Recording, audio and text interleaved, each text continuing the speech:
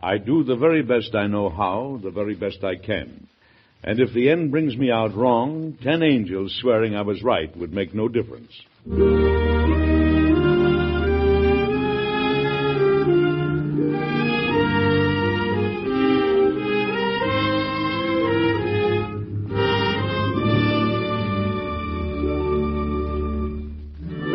Mr. President, starring Edward Arnold and written by Gene Holloway.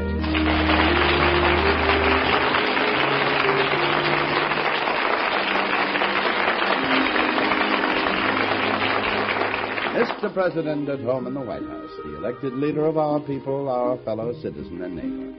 These are little-known stories of the men who have lived in the White House. Dramatic, exciting events in their lives that you and I so rarely hear.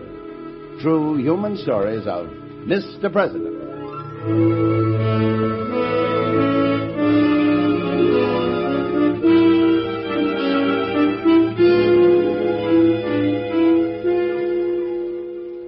Our Mr. President drama will begin in just a moment. The American concept of the president as a federal executive is unique in the history of world politics. When our Constitution was framed, many Americans thought president was just another word for king. In fact, some of the titles suggested as appropriate for the new head of state were Your Majesty the President, Your Mightiness, and Your Excellency. But Washington chose president, meaning the one who presides. A wise choice, for an American president is very much like a presiding chairman of the board who must maintain peace and amity among other divisions of the government. To such a coordinator come inevitable compromises, adjustments, and personal disappointments. You'll hear them dramatically presented now on Mr. President. So listen and see if you can name the president upon whom this episode is based.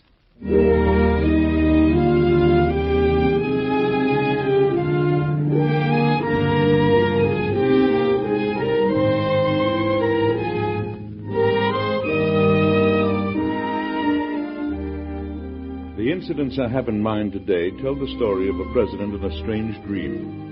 It's a story we've told before on this series, but one which we feel is well worth hearing again, especially during the Easter season. Later on, of course, I'll tell you which president this happened to. But meanwhile, you may be able to guess. He woke early. He woke to an unaccustomed, wonderful feeling of great happiness. And for a moment, he lay there wondering why. And then suddenly the warm, reassuring knowledge started pulsing through him again. The long war was over. He got up, put on a dressing gown, and went over to the window. He stood there looking out at the calm, sweet coming of the Washington dawn. From his window he could see the flags and buntings of victory, and he stood there grinning at them. Suddenly his bedroom door opened cautiously. Oh, good morning, Father. I thought you'd be up. Oh, good morning, son. You're up early. Well, I woke up. What are you going to do today? Oh, nothing very unusual. Office business, interviews, a cabinet meeting. Tonight, I think your mother and I are going out. You forgot the War Department. Oh, yes, I did. You never mentioned them once.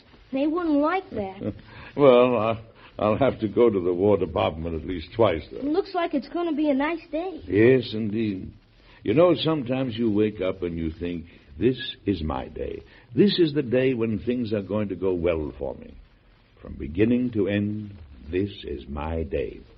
Didn't you ever feel that way? Yes, sir. A couple of times. And every time I did, I ended up getting a licking. Oh, and speaking of lickings, that reminds me. You are not to stand downstairs where the people wait for their interviews and charge them 5 cents to see me. Well, it's a very reasonable rate. Well, that's not the point. Well, you said you wanted me to be enterprising. Well, you'll have to find some other way to do it. Well, Secretary Stanton scolded me about that, too. He said you weren't worth 5 cents. Oh, he did? He said when anyone could see her for nothing, why should some people have to pay 5 cents? I don't think it's right. They should have to pay. Why? Because I need the money. Oh, I see. Oh, good morning, Mother. Good morning. I thought I'd find you two in here together. Morning, dear. Good morning. Did you have a good night's sleep? Wonderful, Mary. And how about you? Well, the shouting in the streets kept me awake. Everyone's certainly excited about the prospect of peace. Well, those same voices put me to sleep. And it was the first good night's sleep I've had in months. Well, it's been a strain, but it's almost over now. Oh, son. Yes, Mother? There's a woman downstairs with a tray of apples and gingerbread and candy that she says you bought. I'll go right now. Oh, wait a minute. Oh, steady. What's this all about? I'm setting up a fruit stand down the grand corridor. You're doing what? A fruit stand. I'm going to show the people who are waiting in line to see Father. Now, see here, don't you laugh at him. You'll only encourage him. Yes, you're right. Son, what did I just explain to you about people waiting for interviews? You said I couldn't charge them 5 cents to see you. Well, I should think not. But I'm not charging them to see Father now. I'm charging them for apples. This time they're getting something for their money. Oh, indeed. Well, you can't do it, and that's final. Now, wait a minute, dear, wait a minute. Where did you get the money to buy this woman's stock? I saved my pocket money, and I got a few things from the White House kitchen by saying I was hungry. And one of the carpenters got me a pair of trestles and a wide board to put the things on. In the corridor of the White House. Well, I'm an American citizen. I got rights. You haven't any rights to peddle things in the White House. But I've already bought the thing. All right. Now, you go see your woman and set up your store. But gee, thanks, Father. I knew you wouldn't let Mother take away my rights. Oh, we'll be the laughing stock of Washington. My dear, he has to have a chance to learn a few things for himself, even if he is the son of a president. All children are entitled to put up some sort of a lemonade stand once in their lives. All right, Mr. President. Come here by the window, my dear. Now, let me put my arm around you. That's a fine sight down there. Look at those red, white, and blue decorations. The Yankee Doodle colors of freedom and liberty and justice for all. Oh, it's good to see you so happy, dear. Oh, I am happy for the first time in a long, long while. I am happy. I can see an end to the insight now. Peace for the country and time for you and me to settle down and love one another. I'm afraid I haven't had much time to be a husband the past few years. I can't imagine a more fortunate woman in the nation than your wife, Mr. President. Oh, God, love you for saying that. Oh, darling, put me down. Oh, someone came in.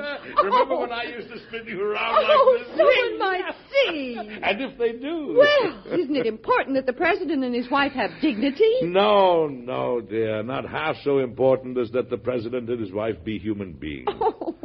I love you, and I don't care if the Senate, the House of Representatives, and the War Department know it. Oh, stop. And see that I get a big breakfast this morning. Double on everything. You know, I could eat the White House. Yes, sir. Oh, I meant to ask you. Sunday's Easter. You'll want to give some sort of message, won't you? Is Sunday Easter? Yes, it is. Oh, I lost track of time. Then this is Good Friday. Yes, Good Friday. Mm-hmm. Well, the news of peace will certainly make it a joyous Easter.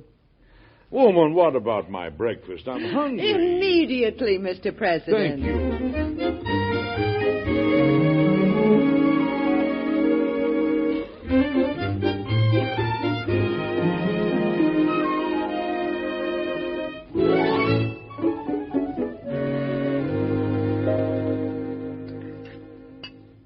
Streets are crowded with people. Oh, don't talk with your mouth full, son. Yes, it certainly is an exciting day. The general's arrived at the War Department. Oh, he has he? And how is it that you get so much information before I do? Oh, I got connections. Well, then maybe you know if the general and his wife are joining your father and me tonight. I sent over a note asking them to go to the theater with us, dear. He doesn't know yet. Oh, he doesn't? And how do you know that? He hasn't had a chance to ask his wife. Are you inferring that a general who makes decisions involving thousands of men has to ask his wife if he can go out? Yes, sir. Mary, do you consider that democracy? No, sir. That's marriage. Hello, Dad, Mother. Robert! Robert! Did you bring me any guns? It's so good to see you. You look fine. Oh, Robert, I've been so worried. We expected you in on leave last night. Sit down and have some breakfast. There's muffins and the war's over. Isn't it wonderful?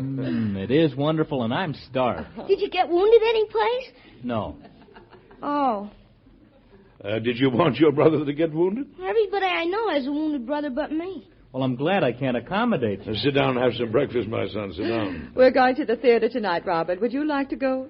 Oh, I don't think so. Thank you, Mother. I I think I'd just like to sit around and enjoy being home tonight. If anyone asked me, that is what I'd say. When you're bigger, we'll ask you. Well, I'd better be getting back to my desk. Speaker Colfax is coming over this morning to discuss government policy, and Congressman Cole from California, and John Creswell, and... Father, why do they call it Good Friday? Why, it's the day that Christ was crucified, son. Well, why do they call it good? Because Christ was good. Well, it wasn't a Good Friday. It was a bad Friday. Son, I don't have the time to talk to you about it now, but you and I'll have a talk in the morning, shall we? I'll be glad once tomorrow. Why? I don't like today. You mean you don't like this day, or you don't like Good Friday? I don't know which it is, but it isn't a good day. It's a bad day. Son. It's a bad Well, day. son, don't talk like that. Yeah, I wonder why you should feel that way, my boy. You didn't feel that way until I came in, did you? No. I know what it is. I've heard men talk like that at the front, just before a battle. It's a sudden feeling of death in the air. It's because I've come back from the front. Theodore, come on. Let's you and I go see to your fruit stand. Yes, sir. You'll forget all about it in a few minutes. It's not you, Robert. I know it isn't you. It's Good Friday. Come on, dear. Go with your mother, son. Yes, sir.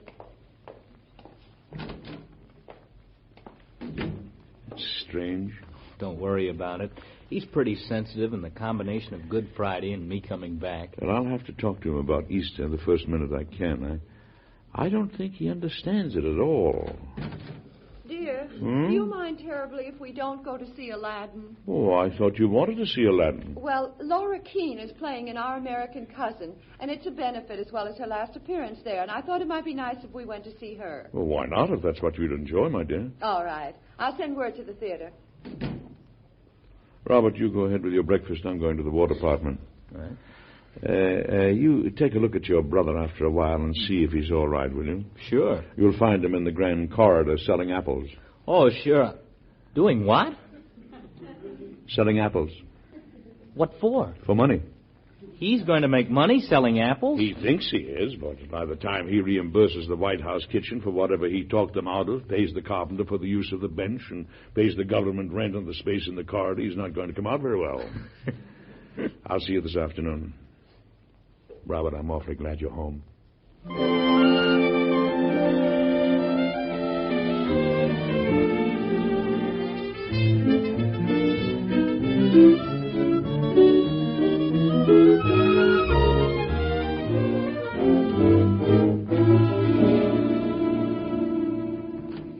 Well, good morning, Mr. President. Good morning, Mr. Secretary. General, it's good to see you. How are you, sir? Tired, but healthy as an ox. I'm glad to hear it. You're looking well. Victory becomes you. Thank you, sir. You seem in unusual spirits today, Mr. President. Yes, sit down, gentlemen, sit down. I woke up feeling genuinely happy for the first time in years.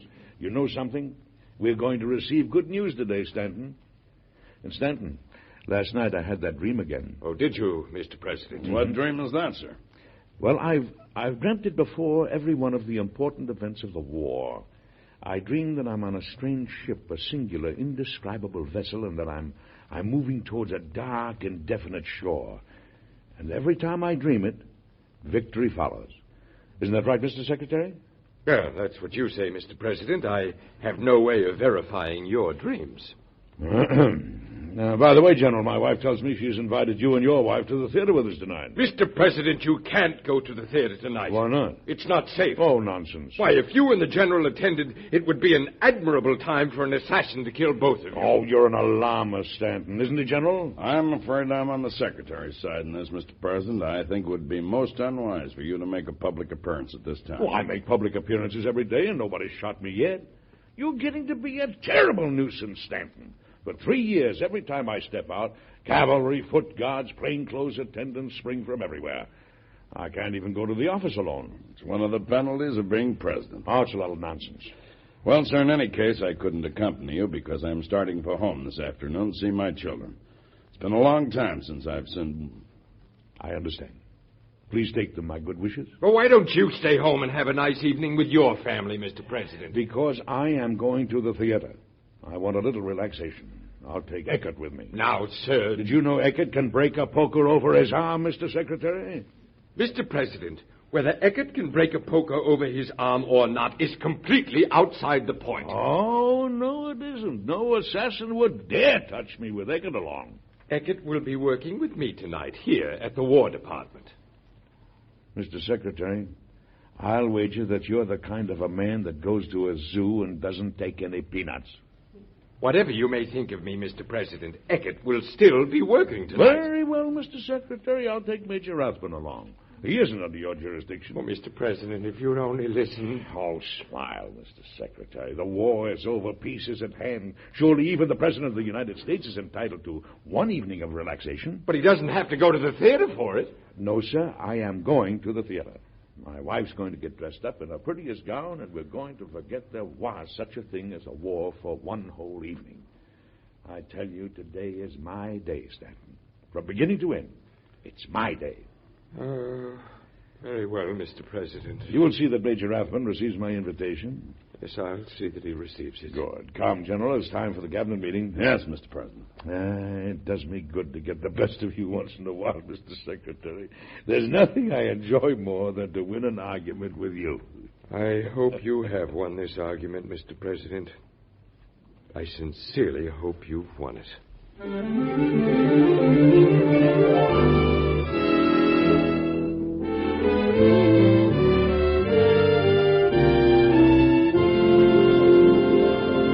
In just a moment, we'll come back to Edward Arnold and Mr. President. You know, it's been said that youth is too good to be wasted on the young. Well, that point is, of course, a moot one, but it is a fact that youth is too good to be wasted on tuberculosis, which took nearly 50,000 victims last year alone. 50,000 wasted lives is tragic. But the real tragedy lies in the fact that these deaths were unnecessary because tuberculosis can be cured if detected in time. Now, in the early stages, TB frequently has no symptoms, but its presence is easily detected with a chest X-ray. In some places, you can get a chest X-ray free or at a nominal cost through your local tuberculosis association or health department. To be sure that you're not one of the over 500,000 people in the United States estimated to have TB, to protect yourself, to protect your family, have a chest X-ray taken as soon as possible.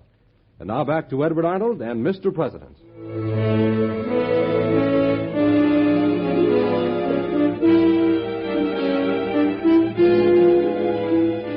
You've probably guessed the name of the president in this story. Later on, of course, I'll tell you which one it was.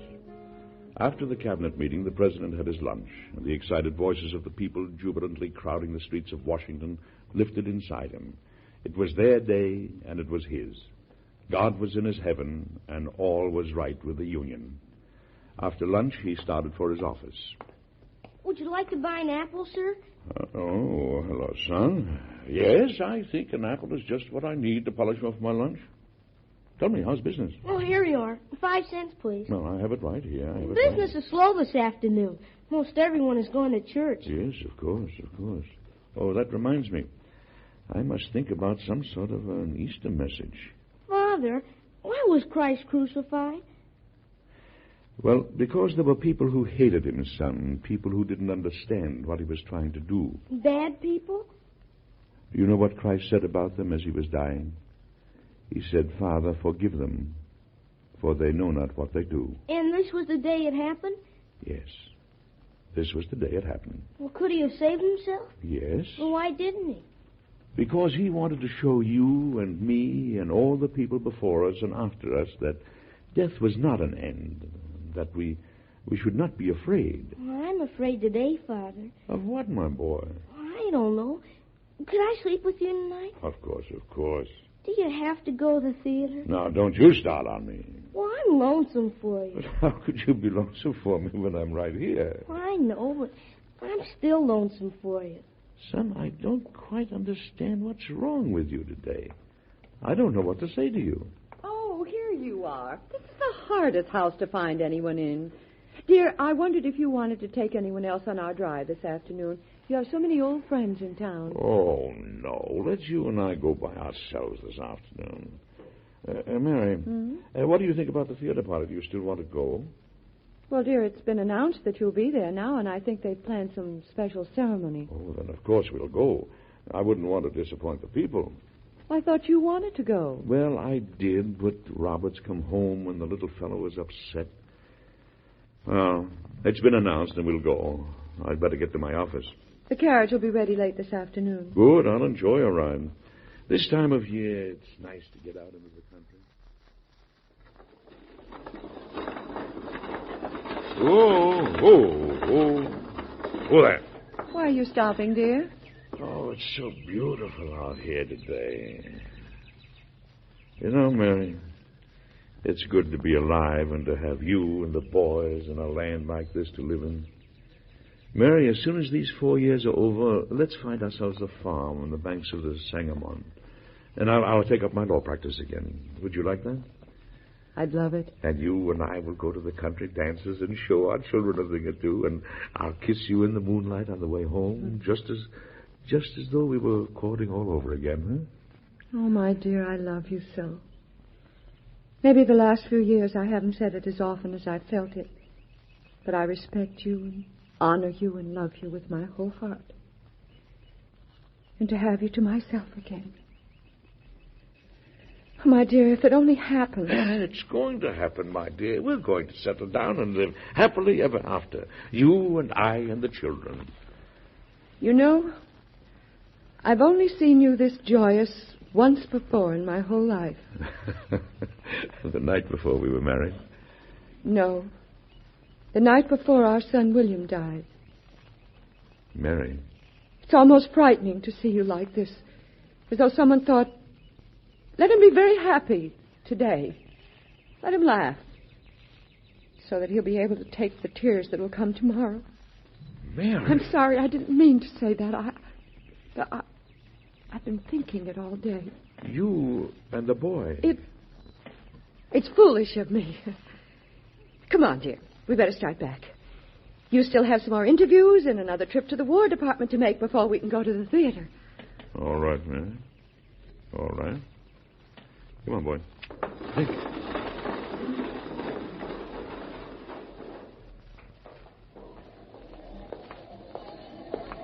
It's an exciting day, isn't it, Mr. President? Yes, it is indeed, Mr. Crook. I'm sorry you have to walk along with me. I'm sure you'd like to be celebrating. I'll celebrate later, sir. You know, I've been doing a lot of thinking today. I'm always joking with Stanton about all this mythical assailant, but I believe there are men who want to take my life. And I have no doubt they'll do it. Well, this isn't like you, Mr. President. And it would be easy to do this very minute. Someone could shoot from a window or from around a corner. If anything happened to you, sir, it'd be the end of the country. Oh, don't you think it for 1 minute. This country isn't dependent on any one man. It isn't the leader that makes the country. It's the country that makes the leader. It isn't the man that makes the office of president. It's the office of president that makes the man. I am what the majority of the American people who elected me want me to be.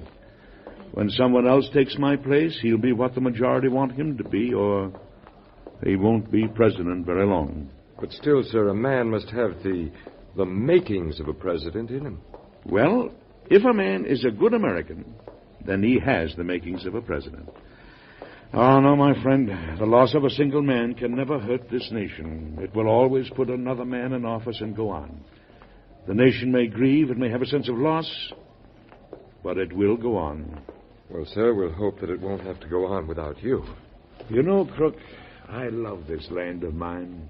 I love our voices, the voices of the storms and the winds, the voice of the hammer and the saw, the voice of the railroad splitting the prairie with the challenge of civilization, the voice of the people arguing and growing by their arguments, learning more and more every day what freedom means and liberty. I hope I shall be listening to them for a long time yet. Don't misunderstand me. I have perfect confidence in every one of you men around me. I know no one could kill me and escape alive. But if it is to be done, it is impossible to prevent it. What is to be, will be. Isn't that right, Crook? I don't know, sir. I know. What is to be, will be.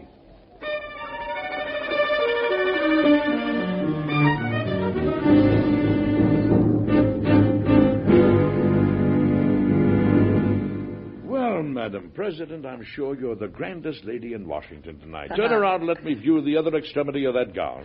Do you like it? I'm overpowered by your elegance. Come on, Mr. President. We don't want to miss the curtain. All right, I'm ready. Where are your gloves? What glove? Oh, they're in my pocket. Well? Mary, do I have to put them on? They're so uncomfortable. You're the president, dear. Oh, well, I never would have run for office. I'd known I'd have to wear gloves. Well, you can put them on just before we get to the theater. Carriage is waiting. Oh, it's a fine evening. Yes. Be careful of your dress, my dear. Good evening, Major Rathman. Here, my dear, let me help you in. Thank you. Oh, how do you do, Major Rathman? It's so nice to have you with us. Father! Excuse me, my dear. Tell me, what is the matter, son? What is I it? found out what Good Friday's about. I found out what Easter's about. Oh, now. Here. Tell me, what is it about, son? It's about death. They buried him, and they sealed him in the tomb. It's about death. No, son. It isn't about death. You've missed the whole point. It isn't about death. It's about resurrection. Do you have to go to the theater? Yes, of course I do. You know that. But I'll see you when I get home. Maybe I'll wake you up and you and I will have a glass of milk together. Huh? Would you like that? Good Friday will be over then. Yes, Father. So run along up to bed. Good night, son. Goodbye, Father.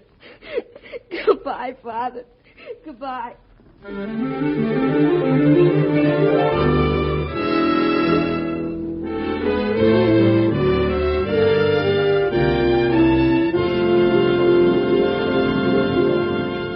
Well, you've probably figured out by now who the president was when all that happened. It really did happen, you know, and you'll have the answer in just a moment. During the time the greatest story ever told has been on the air, it has won numerous awards from leading church authorities, critics, and newspapers. But some of the most memorable tributes to this Sunday evening program have been from the listeners themselves. Many of the letters people have written have been letters of appreciation, both to the sponsor and ABC, for dramatizing the powerful, inspiring story of the man who led the greatest life ever lived. Through the years, his messages and teachings have stood out like a beacon, giving courage and inspiration to millions. So listen today and every Sunday for the greatest story ever told when it's heard over these same ABC stations. And now back to Edward Arnold and Mr. President.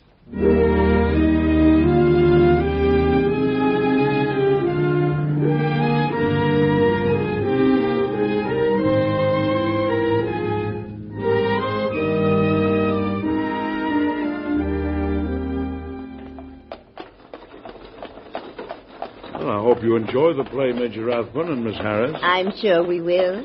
We had originally planned to go to Grover's Theater, but Mary thought as long as it was Miss Keene's closing performance, we should go to Ford's. Well, it's supposed to be a very worthwhile evening. Here we are. Oh, look at all the people. Put on your gloves, dear.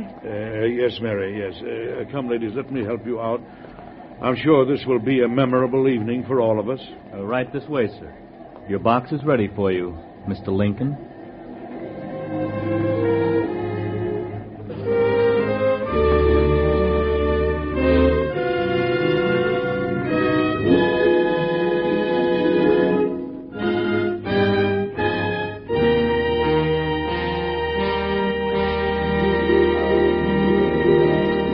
Be with us again next week, won't you, for another interesting story that happened in Washington a few years ago to Mr. President. Until then, goodbye.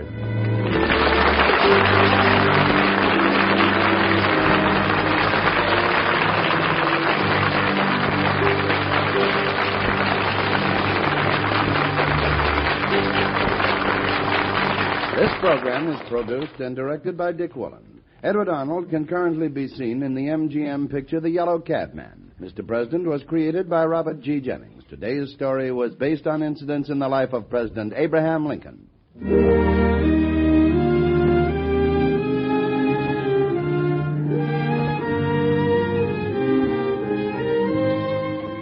Be sure to listen again next week when the American Broadcasting Company and its affiliated stations bring you Edward Arnold with another interesting and factual story of Mr. President.